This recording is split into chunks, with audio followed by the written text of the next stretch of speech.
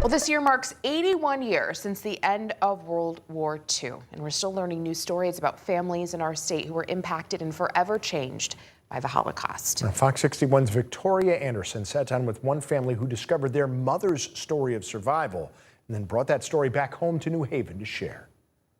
Museums around the world tell the stories of millions of Jewish families that were destroyed or forever changed in the Holocaust, including one story of love overcoming evil that started over 80 years ago in the Czech Republic and ended here in Connecticut, now being told in the state. Here behind the stacks at the library on campus at Southern Connecticut State University is a family reunion, decades in the making. It felt like a miracle, like some kind of miracle. Deborah Weiss, an adjunct professor on campus, has spent her career teaching Judaic studies, but now it's her family story that is being studied, and it all started with a message. From Lada Boleslav to Connecticut, she sent her grandmother's name, and I was already standing in front of her. Weiss's niece had reached out on Instagram to a tour guide in the Czech Republic about her grandmother, but the tour guide had already heard of the Ginsburgova family name in a museum with never-before-seen photos and stories of their family.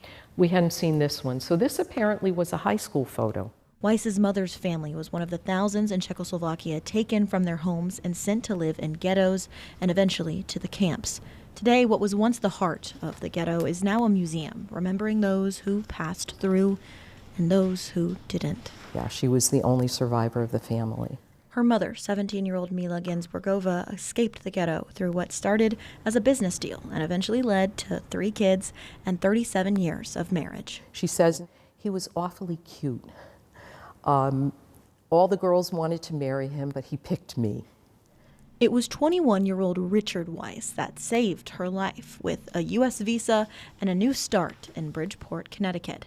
And now their story plays out with 8 other families. The exhibit translated in partnership with the Czech Museum for students to see. It's just missing one important audience member. I keep saying, oh, I wish she could have seen this. Mila died 5 years before this discovery, the sole survivor living for almost 100 years.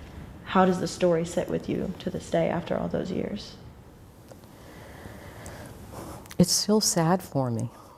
Weiss says bringing her family's story home to teach her students is her way of making sure it's never forgotten.